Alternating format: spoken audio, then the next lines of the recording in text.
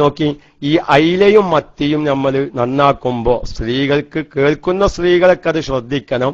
ഇനി കേൾക്കാത്തവരുണ്ടെങ്കിൽ വീട്ടിലേക്ക് വിളിച്ചിട്ട് പറയാ, ഇങ്ങനൊരു അയിലക്കും മത്തിക്കുണ്ട്. അതെന്താ? അതിന്റെ വയറ്, അതിന്റെ അകത്തുള്ള കാഷ്ടങ്ങളും കച്ചറയും ഒഴിവാക്കാൻ വേണ്ടി ഈ രണ്ടു മത്സ്യങ്ങളുടെ വയറ് കീറിയാൽ ആ രണ്ടു വയറിന്റെയും സൈഡിൽ കറുത്തുങ്ങോണ്ടൊരു നിറം കാണാം. സാധാരണ നമ്മൾ ഈ കരിയോയിലൊക്കെ അടിച്ച മാതിരി അല്ലെങ്കിൽ ജപ്പാൻ ബ്ലേക്ക് തേച്ച മാതിരി ഒരു കറുത്ത നിറം കാണാം. അത് നജസാണെന്നാണ് പണ്ഡിതന്മാർ പറയുന്നത്. പിന്നെ നജസല്ലാന്ന് പറഞ്ഞോലുണ്ട്.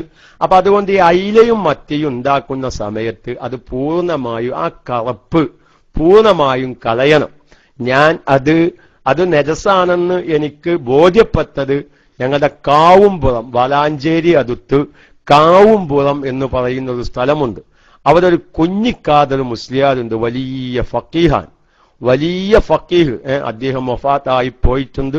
അല്ലാഹു തആല അദ്ദേഹത്തിന്റെ ഖബർ ജീവിതം സന്തോഷത്തിലാക്കട്ടെ.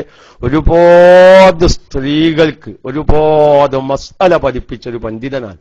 കാരണം അദ്ദേഹത്തിന്റെ ജീവിതകാലത്ത് റമളാനില് 30 ദിവസം രാവിലെ 10 മണിക്ക് തുടങ്ങി ളുഹ്ർ വരെ സ്ത്രീകളെ ഒരുമിച്ച് കൂട്ടിയിട്ട് ഒളൂഇന്റെയും നിസ്കാരത്തിന്റെയും കുലിയുടെയും നജസിന്റെയും ഹൈലിന്റെയും നിഫാസിന്റെയും ഇസ്തിഹാലത്തിന്റെ ഒക്കെ മസ്അല മാത്രം വിശദീകരിച്ചിട്ട് ആ ക്ലാസ് കേട്ട് ചിലപ്പം സാധുവായ എന്റെ ഉമ്മാന്റെ നാടുകൂടി ആയതുകൊണ്ട് ഉമ്മ ചെറുപ്പത്തിലൊക്കെ ആ ക്ലാസ്സിന് സ്ഥിരം പോകാറുണ്ട്.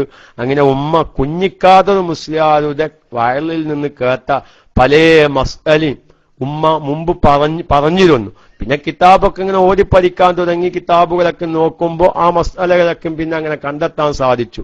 അങ്ങനെ എന്റെ ഉമ്മ ഒന്ന് പറഞ്ഞൊരു കാര്യമാണ്.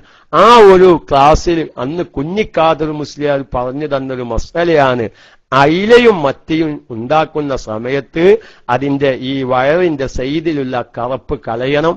അത് നജസാണ്. അത് കളയാതെ ചാറ് വെക്കുമ്പോ ചാറിൽ നജസ് കലരും എന്ന്. ഏതായാലും ഞാൻ പറയുന്നത് നമ്മുടെ സാമ്പത്തിക പ്രതിസന്ധി കൂടുകയാണ്.